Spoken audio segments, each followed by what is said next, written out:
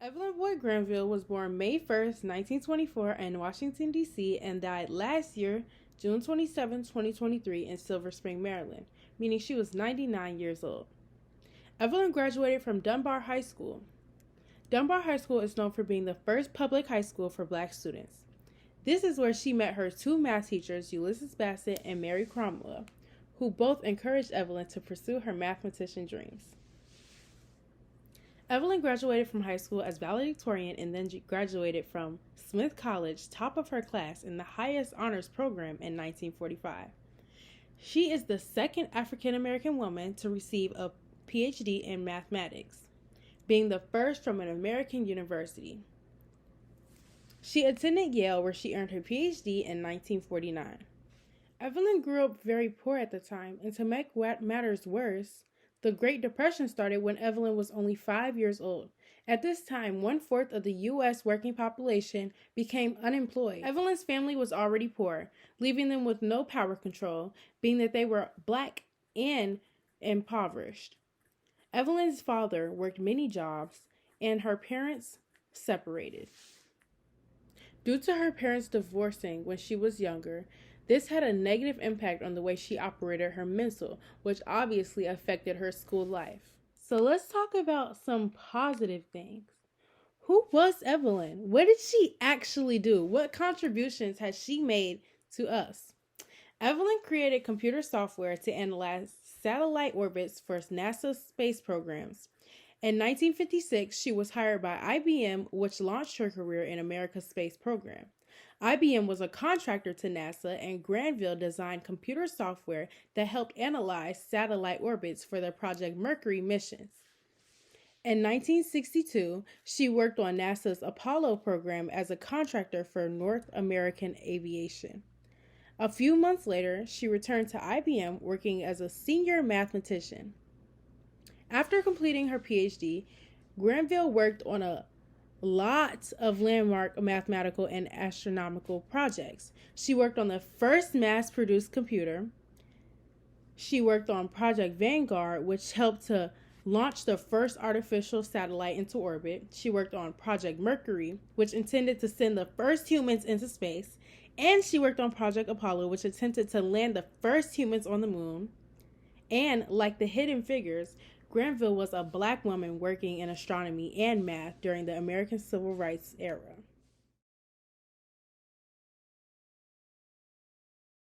At the time, the United States was segregated. This is called the Jim Crow laws. These are state and local laws introduced in the southern states in the late 19th and early 20th century that enforced racial segregation. This meant that black people and white people were separated, meaning that they could have no public interaction.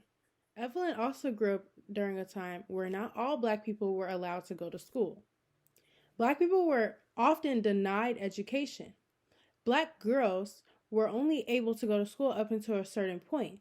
After like third grade, black girls had to learn motherly skills like sewing, cooking, cleaning, so that they could provide for their families, teaching them motherly instincts, thinking that they had no real impact in this world when it came to being smart.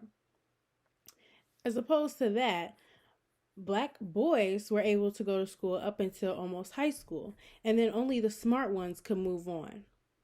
That is up until 1954, which was when all black children were eligible to go to school. This is called the Brown versus Board education laws. So not only was this a bad time for black people, but it was especially a bad time for black women. Black women had the bottom of the barrel. Black women were often looked down upon. This society was not created for black women to be successful. Black women weren't even able to vote until 1965.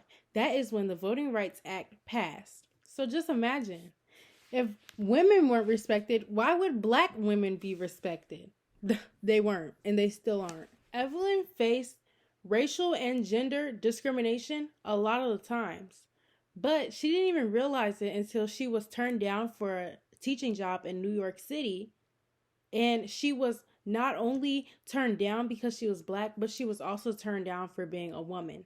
And she didn't even realize it until two people from that workplace came and told her they said that they would never let you work here because you were black and you are a woman.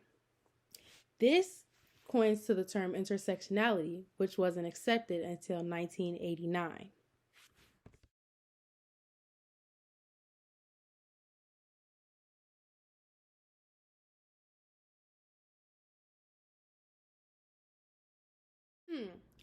Evelyn was awarded the Wilbur Lucius Cross Medal in the year 2000, an honorary degree at Spelman College, the mathematically gifted and Black as a Black History Month honoree, and Dr. Evelyn Boyd Granville received the Lifetime Achievement Award from the National Association of Mathematicians.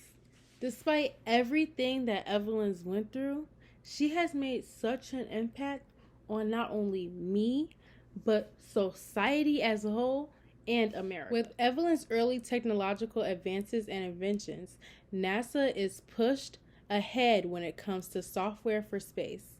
Evelyn's inventions have gave us proof of what some people don't believe.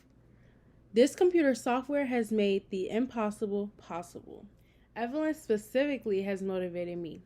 As a young girl, my 4th grade math teacher told me that it was okay for me to feel like I wasn't doing well in math because I wouldn't excel in that math program, considering the fact that she was a white teacher at a predominantly Black school. She said that math was not really our strong space. I've grown up in a society that is against Black women. Because of women like Evelyn, I am able to break through all barriers that is placed in front of me. Evelyn has made it possible for young Black women to stay motivated even through what seems like the most unbearable obstacles. Evelyn overcame things that made it nearly impossible for women, especially Black women, to be successful. Wow.